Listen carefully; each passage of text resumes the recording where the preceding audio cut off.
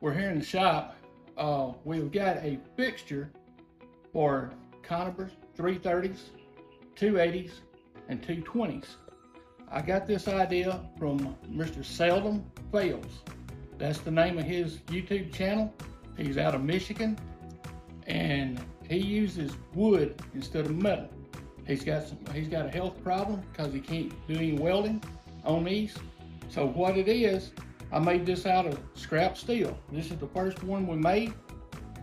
A 220 will sit right down in here. You can see my hand. And we've got the supplies for another one right here. Hang on for just a second. We're gonna put a 330 in here and show you what it looks like set. And then we'll fire it. And the reason for this is, when we go to adjust these traps, as far as the dawg wise, setting the tension on the triggers and stuff, we can do it. And we don't have to keep taking our centers and resetting them and resetting them.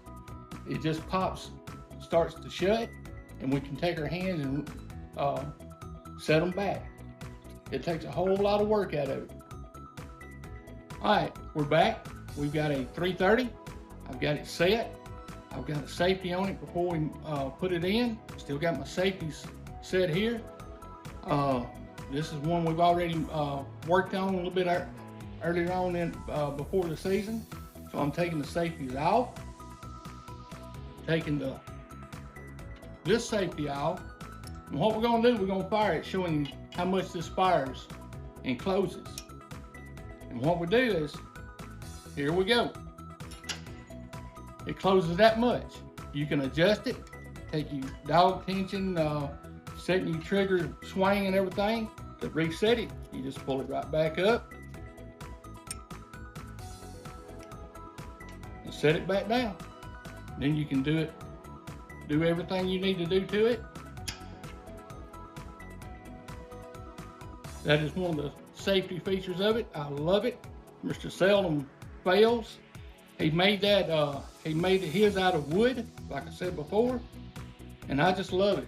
I thought to myself, I said, we can make one out of metal and do just as well. And I would appreciate everybody checking out his channel, Seldom Fales, on YouTube. We're putting the safeties back on.